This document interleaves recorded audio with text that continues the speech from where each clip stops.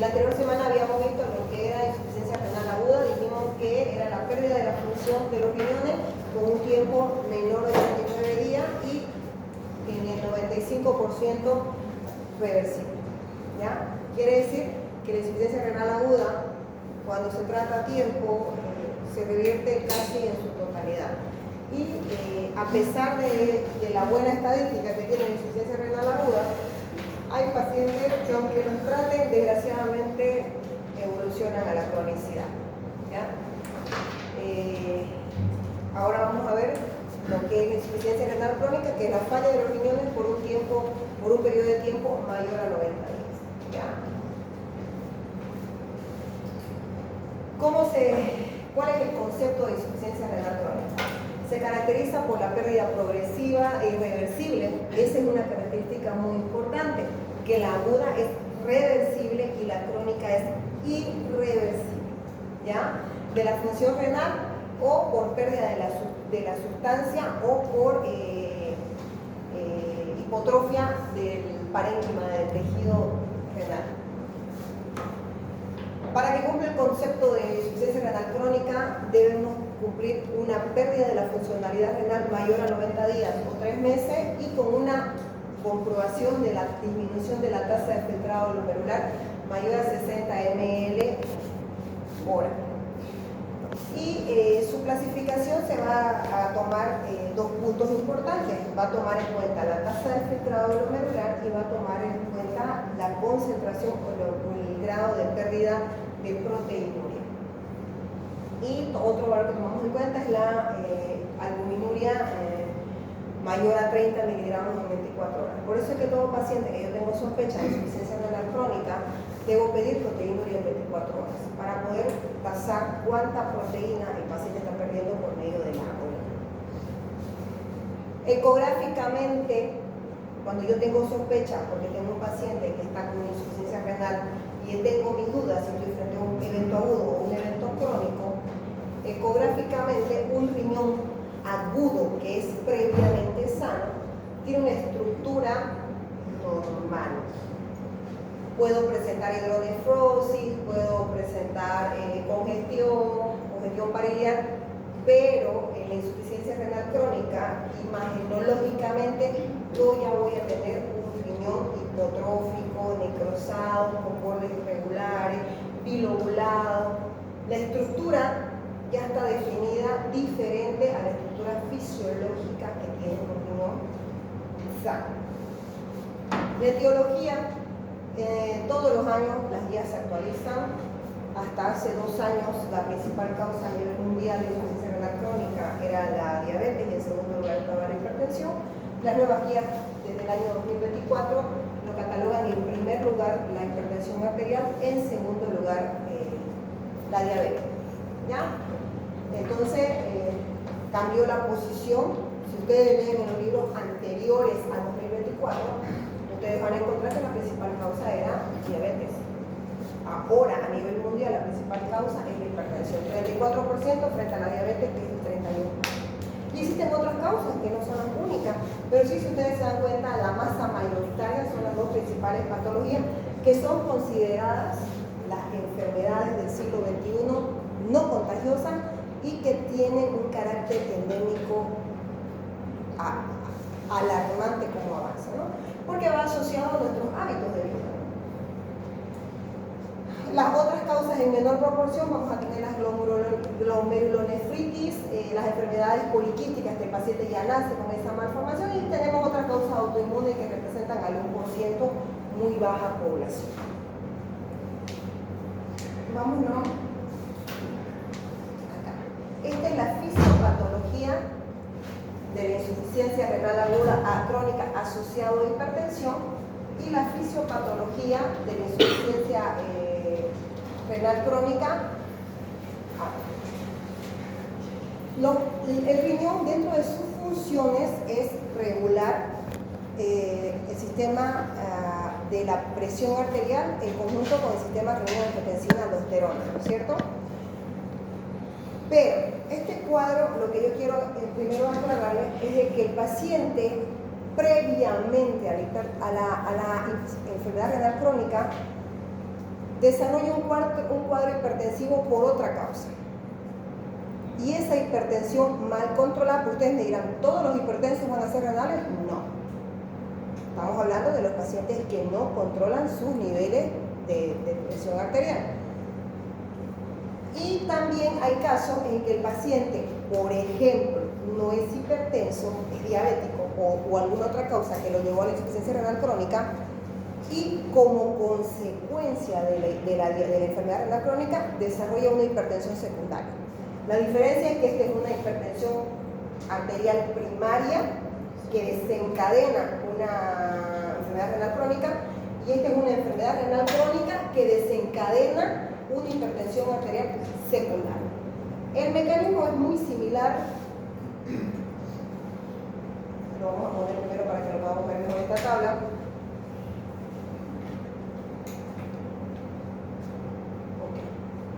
Que no sé por qué aquí en la pantalla se ponen las letras así como sombreado.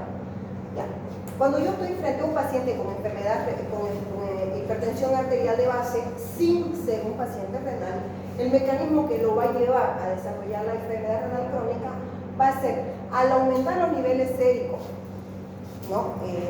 Al aumentar la presión de los vasos sanguíneos por los niveles hipertensivos altos, va a llevar como consecuencia a una hipertensión glomerular por aumento del flujo. Y como consecuencia, esa hipertensión glomerular sostenida lo va a llevar a una hipertrofia miomural o intraparénquima renal. Cuando esta hipertrofia es sostenida, quiere decir que el paciente, como esta parte fisiopatológica es siguiente, no da síntomas en el paciente mantiene una hipertrofia miomural sostenida, lo que va a llevar esa hipertrofia es una tonicidad o un aumento de la tensión de los vasos del parénquima. Y por consecuencia, un vaso que está duro, que no se está pudiendo contraer y elastizar, como es la característica de las arterias, va a llevar como consecuencia una disminución de la luz. No se olviden que las arterias funcionan en relación a la presión porque son paredes elásticas. Entonces, un vaso que está endurecido por aumento de la presión va a llevar como consecuencia a un endurecimiento de este vaso sanguíneo, va a perder la capacidad de la elasticidad y como consecuencia va a disminuir el flujo renal. El organismo es tan inteligente que busca cómo bajar esa presión en el riñoncito. ¿Pero a qué precio? Endureciendo los vasos sanguíneos renales y por consecuencia una disminución de la luz o una estrechez de los vasos renales. Y al haber una disminución de la luz y una estrechez, disminuimos el flujo pero ya no lo regula. Y como consecuencia el riñón entra en un estado de hipoflujo. No recibe la sangre suficiente para poder filtrar. ¿Y qué pasa cuando hay hipoflujo renal? Isquemia renal. Mueren las células renales por hipoflujo. No nos olvidemos que todas las células de nuestro cuerpo necesitan oxígeno y glucosa para poder vivir. ¿Y cómo llega el oxígeno y la glucosa? Por medio de la sangre. Y al haber una isquemia renal, el riñón ya no va a poder llevar a cabo sus funciones y por ende, ¿qué va a pasar?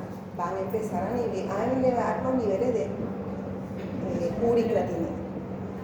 ¿Ya? Ese es el mecanismo por el cual fisiopatológicamente la hipertensión nos va a llevar a una insuficiencia renal crónica. Estamos hablando que es la principal causa. Pero en este otro esquema, muy parecido al otro mecanismo, generalmente en estos casos se dan los pacientes que tienen otra causa, diabetes, nefropatías, lupus o alguna glomerulopatía. A lo contrario, cuando yo tengo un paciente ya con un cuadro de insuficiencia renal crónica de otra causa, crónicamente dijimos que el riñón, cuando ya es crónico, disminuye la masa del tejido renal, ¿no es cierto? Les mostré la imagen de hace un momento. Y al haber una disminución de la masa de las nefronas, de la masa renal, va a haber un aumento de la sobrecarga hidrosalina que va a venir por medio de los vasos sanguíneos. porque los vasos sanguíneos no están compensando esa falta de tejido. Y como consecuencia, se va a dejar de activar el sistema simpático, y el sistema simpático le va a mandar la orden al sistema renina-angiotensina-aldosterona que le está faltando flujo para que se active la hipertensión. Porque lo que busca es más sangre para el riñón. ¿Me entienden, no? Y eso es lo que lleva al círculo vicioso del empeoramiento. Al activarse el sistema renina-angiotensina-aldosterona, va a aumentar la presión arterial. ¿A qué precio?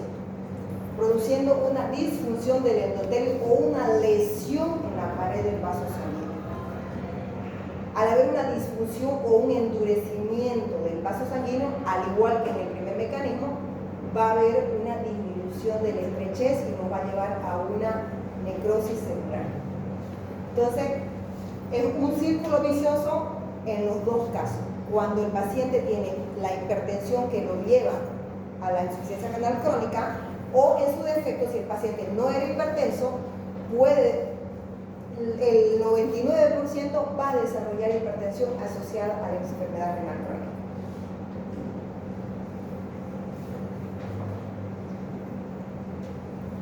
La segunda causa, las anteriores guías hablaban de que la diabetes era la principal causa. Actualmente la hipertensión es la principal causa. Hay alteración hemodinámica renal por una alteración o una disfunción en las arterias aferentes, lo que va a llevar a una hipertrofia renal y una glomerulopatía con aumento o disminución de la masa renal. Esto solamente lo que les estoy explicando es el mismo esquema que se los acabo de desarrollar, ¿ya?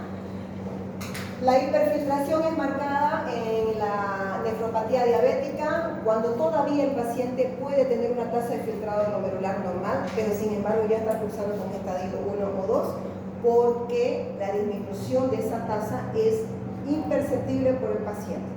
E incluso a este paciente uno le hace un screening de ureatinina y lo va a tener normal, pero ya va a haber presencia de proteína y albúmina en la orina. Así como en la hipertensión lleva tempranamente a los cambios en el parénquima renal, se estima que un paciente que cursa con diabetes o hipertensión, que son las principales causas, a 10 años de enfermedad, por muy buen cuidado metabólico que tenga, ya va a estar clasificado como estadio 1 de insuficiencia renal crónica. Por eso es que cuando a mí me llega un paciente, cuando tiene como antecedentes de diagnóstico de hipertensión o diabetes, para mí ese paciente ya lo tengo que catalogar como un paciente renal, en estadio inicial. Y ustedes me dirán, ¿y para qué sirve eso? Porque en la insuficiencia renal aguda, la meta de nuestro tratamiento es restablecer la función renal. Y en la insuficiencia renal crónica, como es irreversible, yo no voy a volver a la función renal normal, pero sí voy a enlentecer el progreso. Ese es mi meta. Evitar que en el mayor tiempo posible progrese al tal estadio 5. Se dice que no deberían los pacientes llegar al estadio 5 si son diagnosticados de manera precoz con las enfermedades más prevalentes, que es la hipertensión y la diabetes. Desgraciadamente, la hipertensión y la diabetes no duelen. Nadie va al médico porque no le duele algo. ¿Quién va al médico si no le duele algo? Nadie. Cuando la diabetes duele o produce síntomas, generalmente es cuando ya está en edad avanzada y se estima que ya lleva más de 5 años en el cuerpo del paciente haciéndole daño. ¿Quién va cuando la presión se le sube pero no le duele nada? Nadie. Desgraciadamente, cuando el paciente hipertenso va es cuando ya tiene alguna complicación cardiovascular o un evento cardioembólico como secundario a su hipertensión arterial.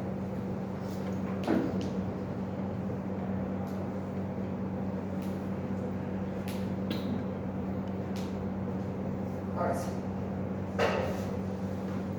¿Cuáles van a ser las alteraciones a nivel renal y qué síntomas va a presentar el paciente? Lo primero que nosotros vamos a ver ecográficamente, lo primero que nosotros vamos a ver en el paciente va a haber una reducción en la eliminación de los líquidos. Por ende, el paciente va a tender a hacer panserositis o edema de miembro o aumento de líquido en el intersticio, que fue lo que habíamos visto en la primera clase, el manejo de líquidos y el sobrecarga de volumen y por ende se va a activar la hormona antidiurética intentando eliminar el líquido que está sobrecargado. El principal electrolito intracelular que se regula a nivel renal es el potasio.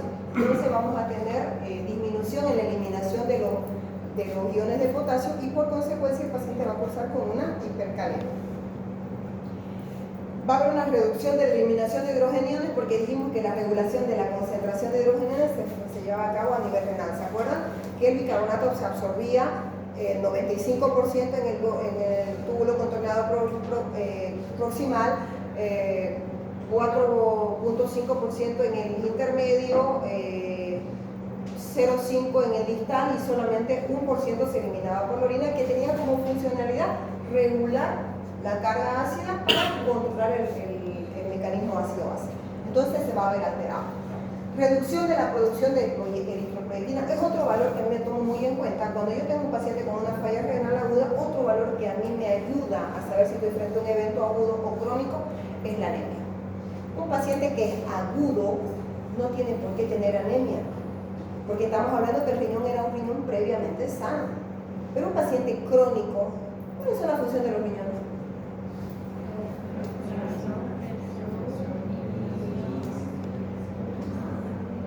¿Cuál es la primera?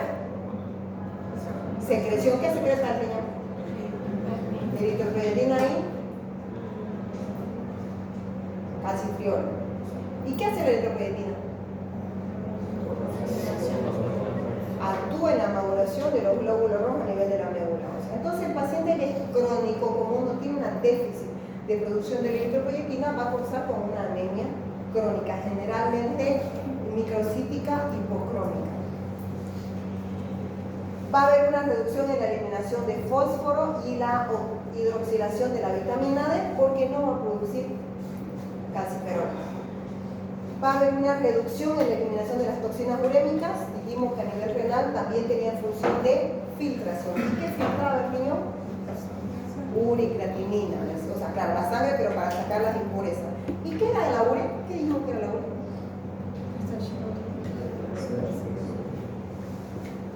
¿Producto desecho de qué es la urea?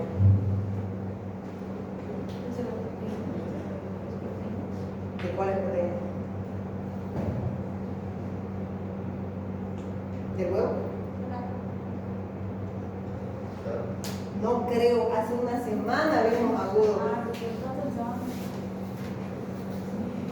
¿Hicieron el examen? Del tamaño de nuestro ojo. Del metabolismo de la masa muscular de nuestro cuerpo. ¿Y la creatinina qué era?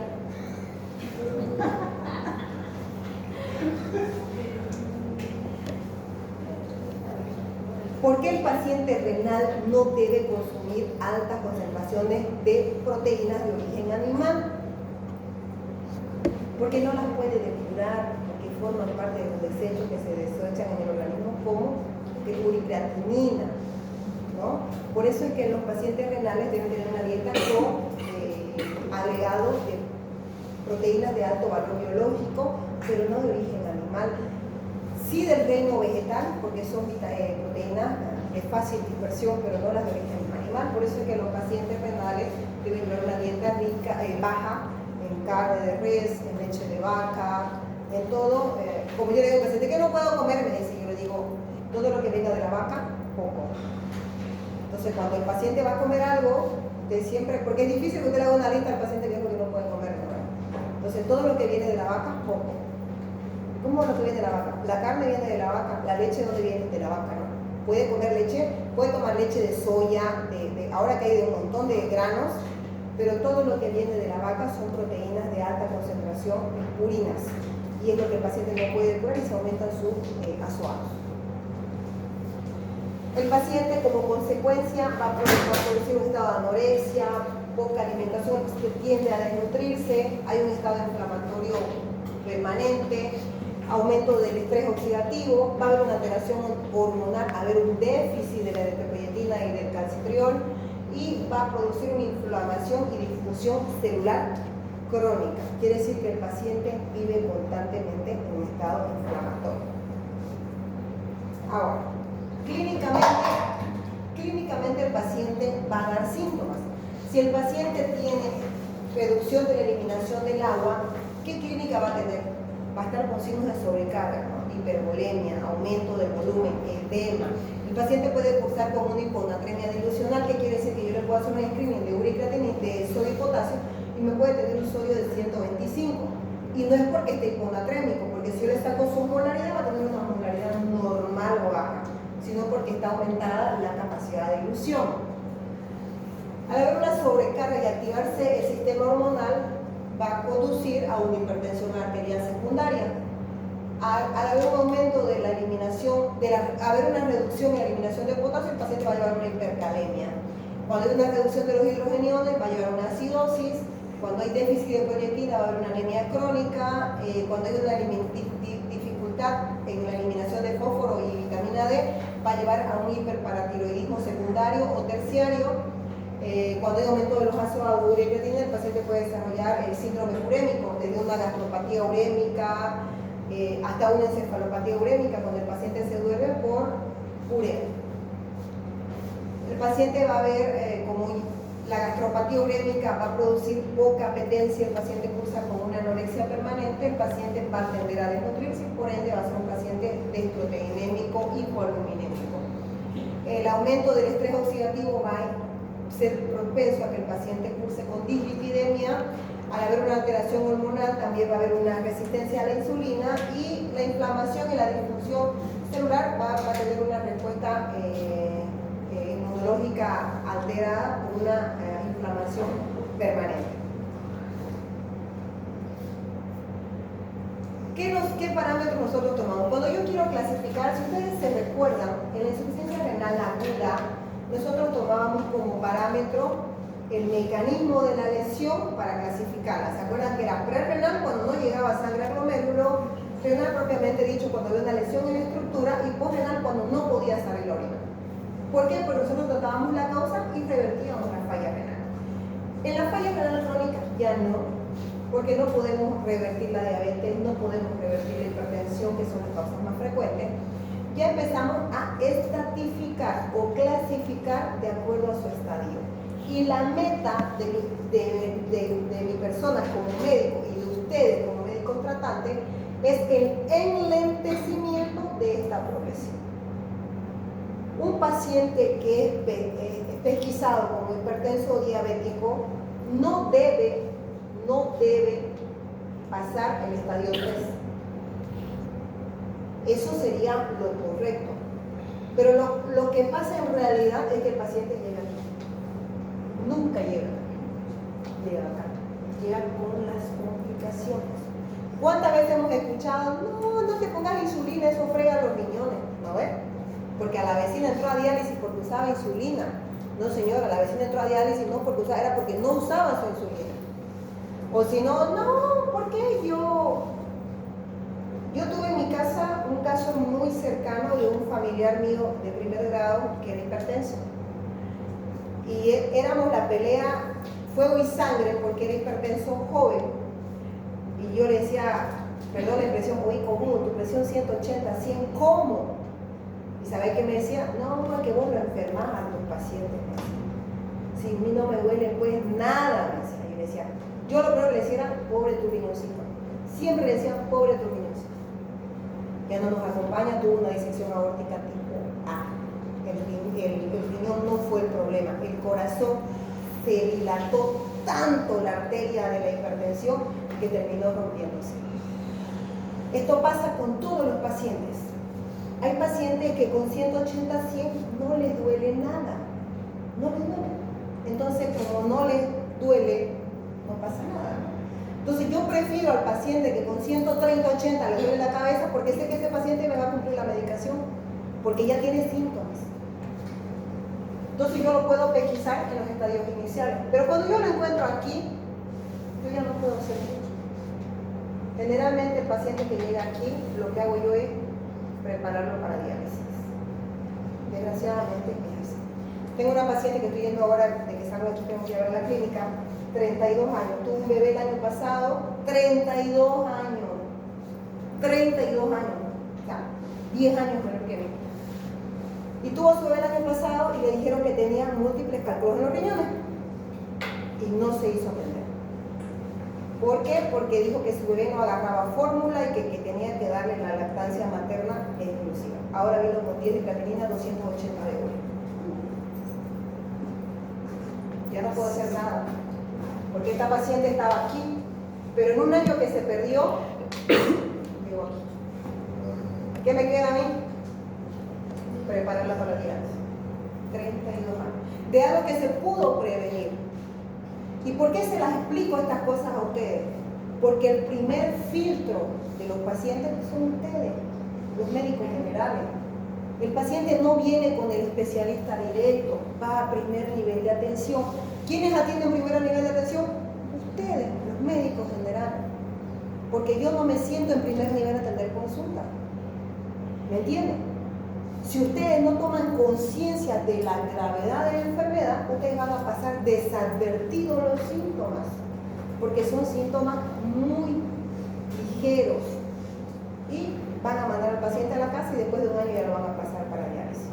Una de las enfermedades más caras de la vida a nivel mundial es un paciente de diálisis, sin contar que se discapacita.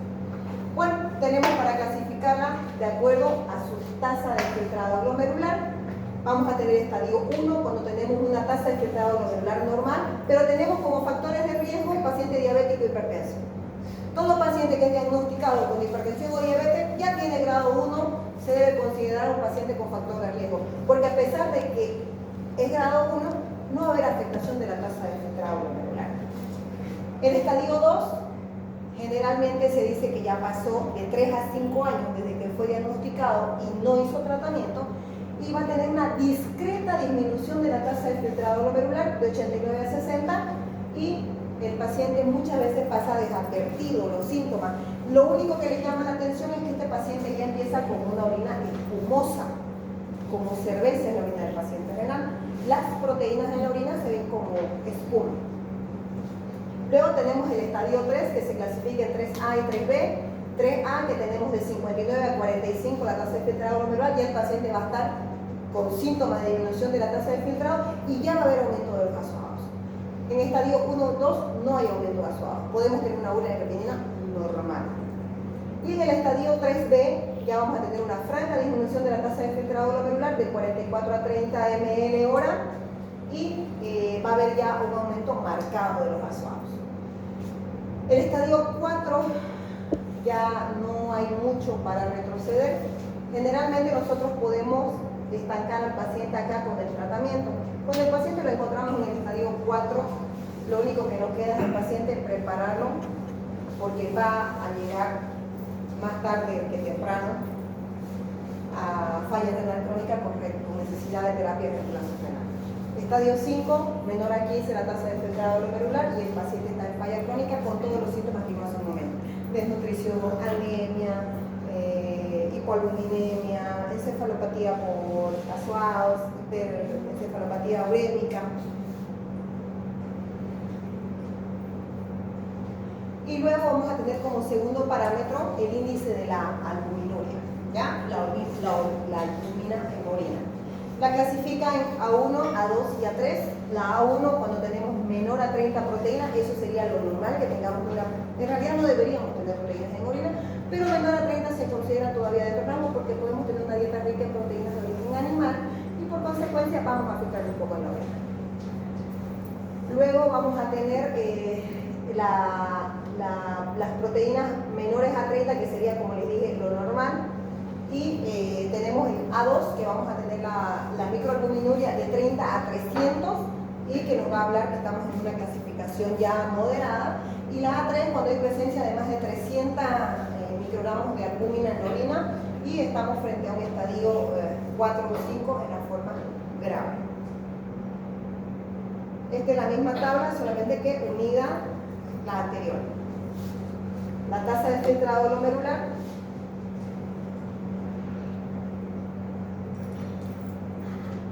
Ya, aquí está. La vimos primero así y ahora unida, ¿ya? Esta es la clasificación de las guías CADIGO, lo pueden encontrar en cualquier guía, en la página web. Y es la asociación o la inclusión ya de la tasa de filtrado glomerular con la microalbuminuria. La tasa glomerular que asociaba a grado 1, grado 2, 3A, 3B, grado 4 y grado 5. Y estos van a venir asociados a la presencia de albuminuria. Ahora, dice, cuando nosotros encontramos al paciente en estadio 1 y 2, nuestro trabajo es monitorizar al paciente y de haber progresión con más de 300 miligramos de albúmina en orina, derivar a un centro de mayor complejidad. Pero si ustedes se fijan, cuando ya nosotros encontramos al paciente en estadio 4 o 5, este es un paciente ya en etapa terminal de la enfermedad que probablemente va a necesitar terapia relacional, como en el caso de esta paciente joven que les hablo, la paciente de los cálculos renales. Diagnóstico. El diagnóstico se va a hacer por una alteración de la tasa de filtrado glomerular menor a 60 ml por un periodo mayor de 3 meses o 90 días, con presencia de más de 30 miligramos de albúmina en 24 horas, en 2 o 3 muestras en el paciente de 3 a 6 meses, con una creatinina mayor a 1.4 o imagenológicamente con una hipotrofia o destrucción de la pared o de la forma fisiológica del riñón. Estructuralmente nosotros tenemos la ecografía, es el gol estándar con el que nosotros hacemos diagnósticos, una ecografía renal, donde vamos a ver una alteración. Esta es una de las características de los riñones más hipotróficos que se llama riñón en herradura. ¿Ya? Eso nos habla, este riñón es un riñón poliquístico, estos son quistes renales y este es el riñón en herradura, generalmente ya son riñones afuncionantes. Laboratorialmente, nosotros ¿qué vamos a encontrar en este paciente? Proteinuria. ¿Qué es proteinuria? Orina con proteínas. Vamos a encontrar hematuria, hipoalbuminuria. El paciente va a cursar con un cuadro de desequilibrio hidroelectrolítico con una hiperpotasemia, hiperfosfatemia, hiponatremia dilucional por los edemas. Va a haber un desequilibrio de ácido-base. Generalmente los pacientes viven en una acidosis metabólica persistente. El paciente va a cursar con una anemia crónica, son urémicos y son dislipidémicos. El tratamiento. El tratamiento no es el mismo de acuerdo a la estadificación. Si yo encuentro al paciente, que sería lo ideal, en el estadio 1 y 2, mi meta es mantener una normoglicemia y una normotensión. ¿Cuánto es lo normal de la glicemia? Eso quiere decir normoglicemia, glicemia normal. ¿Cuánto es lo normal de la glicemia? ¿De cuánto? ¿Quién da menos? Sí, de 70 a 99 se considera los niveles glicémicos normales con una meta de 80, ¿no? Y normotensión, ¿cuánto es lo normal de la presión? La nueva guía hasta 130 lo toman, ¿no? 130 hasta 89 todavía lo toman ya, ¿no? Como normal, ¿no? Antes era 120-80 nada más. Pero se dice que el paciente se debe mantener un rango de presión entre 120 y 80. No es lo mismo 120-80 en su compañera que pesa 50 kilos que en su compañero que pesa, ¿cuánto pesa? ¿90, 80? Porque son grandes. Pero no, porque tiene bastante masa muscular. No es lo mismo una presión en una paciente de 50 kilos que tiene baja masa muscular que un paciente que tiene alta masa muscular. Y obviamente debe tratarse con tratamiento dietético, que quiere decir ya llevar una dieta con bajas concentraciones de sodio, rica en proteínas vegetales, y farmacológicamente están indicados los IECA y los ARA2 como antiproteinúricos. Quiere decir que si el paciente ya está en estadio 1, 2, incluso hasta en el 3A, como ya hay presencia de proteínas y microalbuminuria mayor a 300, ya yo debo buscar un medicamento que me disminuya la proteinuria. Los IECA y los ARA2 son excelentes antiproteinúricos. ¿Qué son los IECA? Ejemplo de IECA. El enalapril es el que se usa para nefroprotección. Y los ARA2, el que se utiliza ahora, antes era el losartán, ahora los estudios han demostrado que el olmesartán es el antiproteinúrico específico crónico para pacientes con insuficiencia renal. Doctora, disculpe, Patino. Olmesartán. Olmesartán. No se confundan, hay losartán, olmesartán, candesartán, telmisartán. Todos igualitos son. Luego, ¿qué pasa cuando yo tengo un paciente en estadio 3 o 4? Yo debo tratar la normotensión, la normoglucémica, los antiproteinúricos, la dieta. Y lo más importante, ya debo ir preparando a mi paciente en el estadio 4 con un acceso vascular. Por ejemplo, esta paciente que yo estoy viendo que ya está en estadio 5, y bueno, ahora estoy con un problema con el esposo porque como ella está orinando, no quiere dializarla, ¿no? Bueno, ahora eso es un tema secundario de la familia, porque la familia cree que mientras que el paciente orina pues está bien, ¿no? Pero por ejemplo en este paciente yo ya le indiqué que nadie puede funcionar el brazo izquierdo, nadie, porque yo debo asegurar tener un acceso venoso adecuado para una probable fístula o colocación de catéter para hemodiálisis. ¿Qué quiere decir? Que no pueden venir a pincharle cada rato los dos brazos, solo pueden pinchar uno y este debe quedar exclusivamente de uso para pacientes que van a necesitar fístula, porque en un futuro su vida del paciente va a depender de esa fístula. Y hay pacientes que en toda su vida requieren más de 3 o 4 fístulas porque se apaga la fístula, o por mala punción, o por hipotensión, o por cualquier otra, o porque dan esfuerzo. Los pacientes que, ¿quién fue a práctica conmigo y tocó la fístula? Del otro grupo, creo que fue que justo tenía un paciente renal y le dije toque el frémito de la fístula. Y cuando yo tengo al paciente en estadio 5, pues el tratamiento directamente se va a dar para incorporar al paciente en terapia de reemplazo renal, llámese hemodiálisis o diálisis peritoneal. Tratamiento farmacológico, ¿cuáles van a ser los que utilizo como antiproteinúricos y antihipertensivos? Los YECA y los ARA2, dentro de los YECA el enalapril y dentro de los ARA2 el olmesartán. Dentro de los diuréticos se utilizan los diuréticos de ASA, de la familia de la furosemida. Se le da suplementos de calcio porque va a tener déficit de calcitriol. Vitamina D3 para que lo pueda utilizar o sintetizar el calcio. Se da adhesión de eritroproyectina para mejorar la parte de la anemia del paciente porque hay un déficit. Se utiliza quelates de fósforo y potasio, que son las sales de quelaxayate, y pacientes que logran acceder a un trasplante renal, el uso de inmunosupresores. ¿Cuáles son las causas en las que yo digo mi paciente tiene una emergencia dialítica? Las causas de emergencia dialítica es una acidosis con un pH menor a 7.1 refractario. ¿Qué quiere decir? Que tengo 7.1 y yo paso bicarbonato de acuerdo a fórmula de requerimiento y no lo reconozco. Eso se llama acidosis refractaria, es causa de hemodiálisis. Es requerimiento de diálisis de emergencia.